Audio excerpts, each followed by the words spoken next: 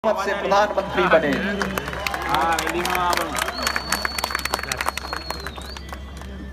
पहले 5 साल गरीबों के कल्याण के लिए, अगले 5 साल राष्ट्र के उत्थान के लिए। आज पाकिस्तान भी तेरी नजरों से भारत को देख नहीं सकता। याद करिए, वह भी दिन थे जब मुंबई में आतंकी हमला होता था, भारत सरकार चुप हो जाती थी। और आज पुलवामा में थोड़ा दुस्साहस किया, पाकिस्तान के अंदर घुस करके सर्जिकल स्ट्राइक करने का कार्य।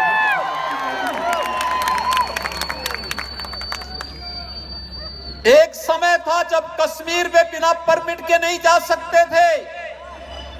आज अगर हैदराबाद का नौजवान भी चाहेगा तो श्रीनगर के अंदर मकान और जमीन खरीद करके रह सकता है। अधिकार किसी ने दिलाया है?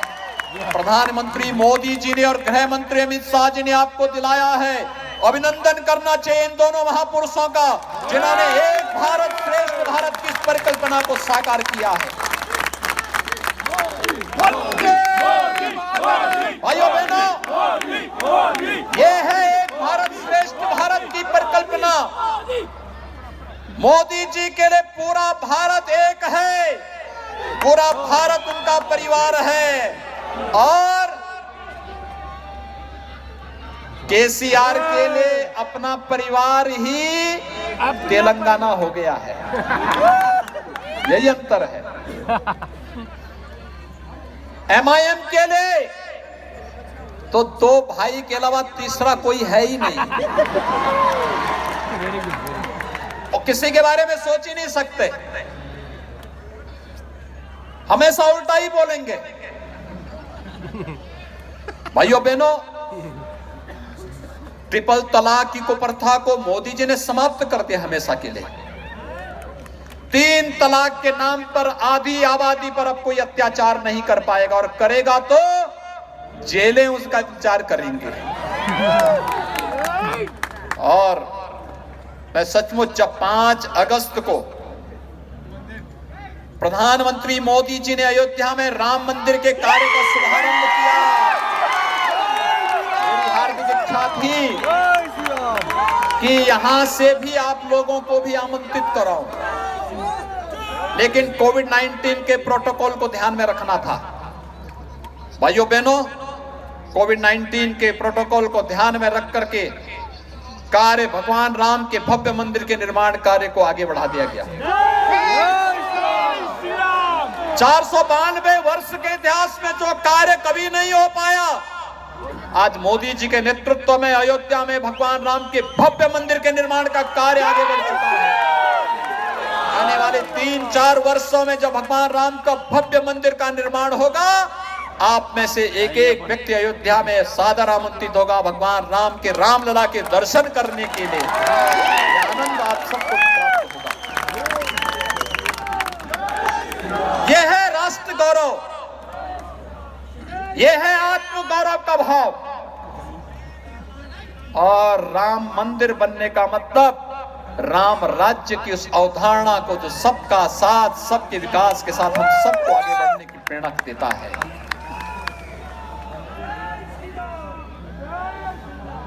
मैं यही पूछने के लिए आया हूं, अगर 12 करोड़ किसानों के खातों में प्रधानमंत्री किसान सम्मान निधि का पैसा जा सकता है, तो हैदराबाद के बाढ़ पीड़ितों के खाते में केसीआर की सरकार ने पैसा सीधे उनके अकाउंट में क्यों नहीं भेजा?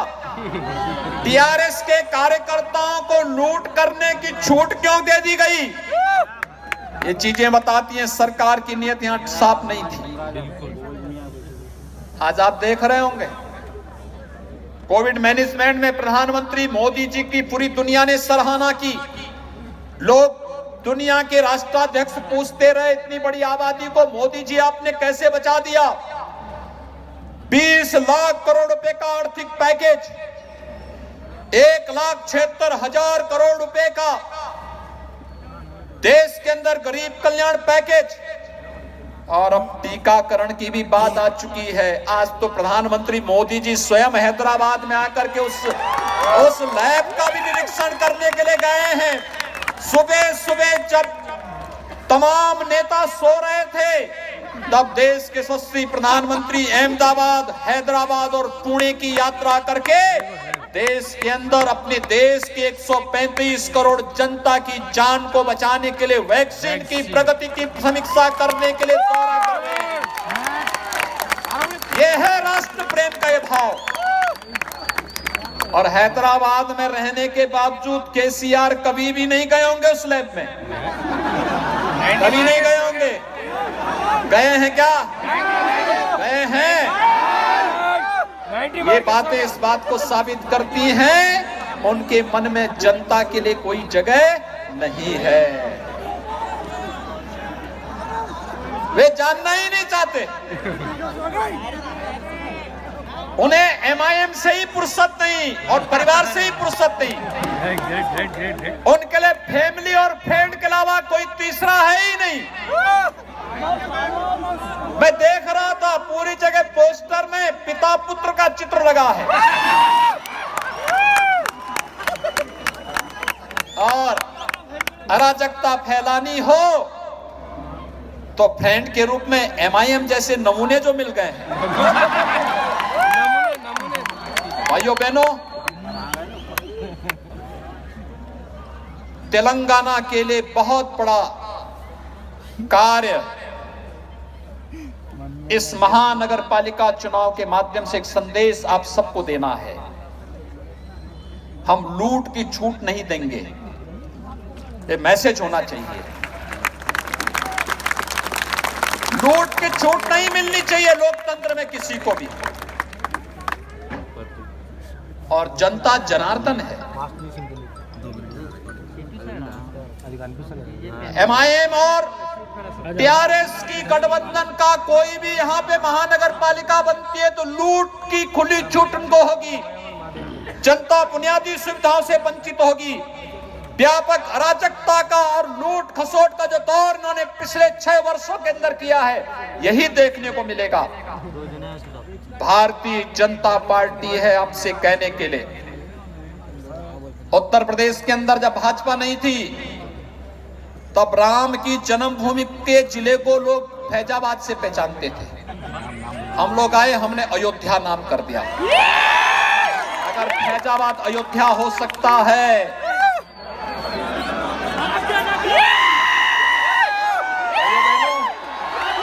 अगर इलाहाबाद प्रयागराज हो सकता है, तो हैदराबाद भी भाग्यनगर फिर से बन सकता है। और उसी भाग्यनगर के भाग्य को बनाने के लिए चुनाव है। और भाइयों बहनों, इसी दिशा में अभियान आगे बढ़ने की आवश्यकता है। जो उत्साह है, जिस तेजी के साथ आप सबने इस कार्य को आगे बढ़ाया है, मैं सुबह से देख रहा हूं लाखों की संख्या में नौजवानों की, माताओं की, बहनों की, समाज के प्रत्येक तबके का व्यापक समर्थन भारतीय जनता पार्टी को प्राप्त हो रहा है। और इसलिए प्राप्त हो रहा है, सबको मालूम है कि मोदी जी के नेतृत्व में आज भारत प्रगति की नई ऊंचाइयों को छू रहा है। और हम लोग हैदराबाद महानगर पालिका के चुनाव के माध्यम से यह संदेश एक बार फिर से देश और दुनिया के अंदर देने का कार्य करेंगे। इतना बड़ा कार्यक्रम एक अभियान के साथ, और इसीलिए मैं स्वयं भी आज यहाँ की कमेटी से, यहाँ के प्रदेश अध्यक्ष जी से स्वयं अनुरोध करके आया हूं कि अगर वहां पर मैं भी कुछ योगदान कर सकूं तो मैं भी विशेष रूप से आपके बीच यहाँ पर आया हूं आप सबसे अपील करने के लिए। भारतीय जनता पार्टी के सभी प्रत्याशियों को भारी बहुमत से विजयी बना करके हैदराबाद को के भाग्य को बदलने के लिए, भाग्यनगर का मतलब जो समृद्धि का प्रतीक हो, समृद्धि व्यक्ति के जीवन में, उसके पारिवारिक जीवन में, उसके सार्वजनिक जीवन में, और बुनियादी सुविधाओं के माध्यम से विकास की योजनाओं को हर जन तक बिना भेदभाव के पहुंचाने का अभियान, उस अभियान के साथ आप सबको जोड़ने के लिए आज मैं यहां पर आप सबसे अपील करने के लिए आया हूं। आप सभी भारतीय जनता पार्टी को भारी बहुमत से अपने समर्थन और सहयोग दें, भारतीय जनता पार्टी के पक्ष में अपना समर्थन दें। यही अपील करने के लिए आपके बीच में मैं यहां पर उपस्थित हुआ हूं। आप सबसे मेरी विनती होगी, जो समर्थन और सहयोग और जो उत्साह आपने दिखाया है, ये हम सब के लिए और इस ग्रेटर हैदराबाद म्युनिसिपल कॉर्पोरेशन के चुनाव के माध्यम से यहां के भाग्य को बदलने में इसकी बड़ी भूमिका होगी।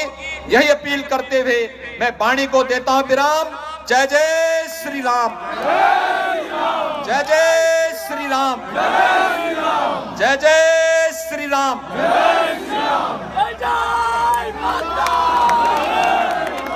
धन्यवाद योगी जी।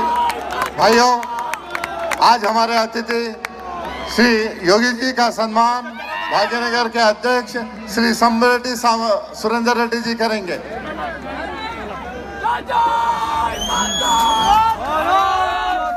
आज के दूसरे अतिथि भारतीय जनता पार्टी तेलंगाना राज्य इकाई के अध्यक्ष श्री बंडी संजय जी का सम्मान श्री समरेड्डी सुरेंद्र रेड्डी जी करेंगे।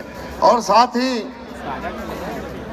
जो श्रीनिवास कार्यकर्ता ने हमारे भारतीय जनता पार्टी कार्यालय के पास आत्मदाह किया है, उन्हें अमरेंद्र रेड्डी और फ्रेंड्स ऑस्ट्रेलिया से उन्होंने डोनेशन दिया 1 लाख रुपए का चेक है। धन्यवाद।